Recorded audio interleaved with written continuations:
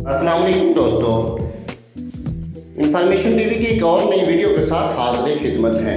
दुनिया के अजीम तरीन फातहीन में Sikandar Azam, Julius Caesar, Hannibal, Bismarck, Hitler, Bayezid Yildirim, Genghis Khan, Salahuddin Ayyubi और अमीर तैमूर लंग शुमार किए जाते हैं।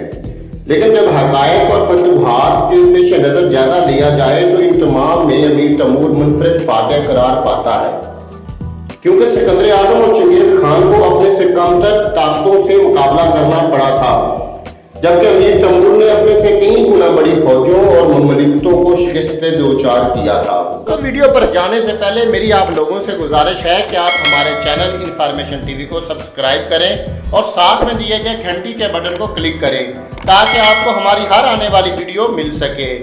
काबिल कदर क़ारीन कराम, इसकी तकरीबन सारी उम्र जंगी मुहात में गुजरी। इसके दौर में 6 बड़ी ताकतें दुनिया पर राज कर रही थी।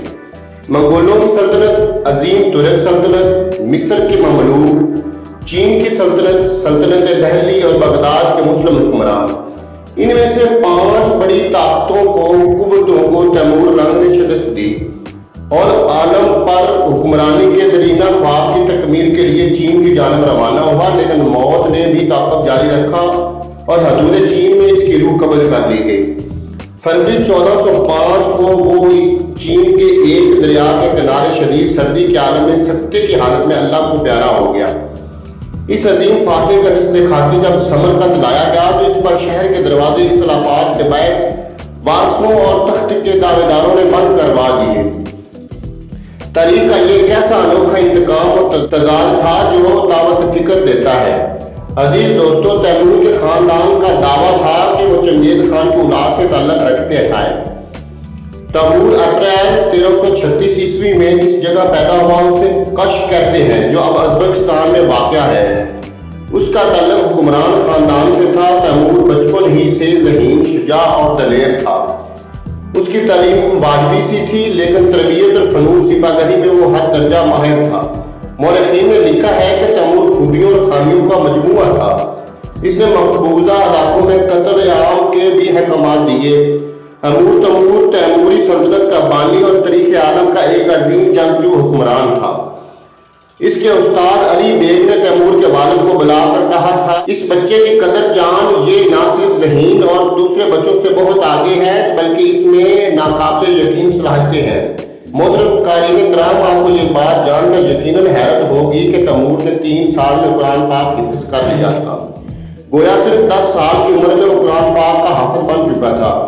एक अंदाजे के मुताबिक तैमूर ने अपनी ज़िंदगी में 42 मुल्क या इलाके फतह किए।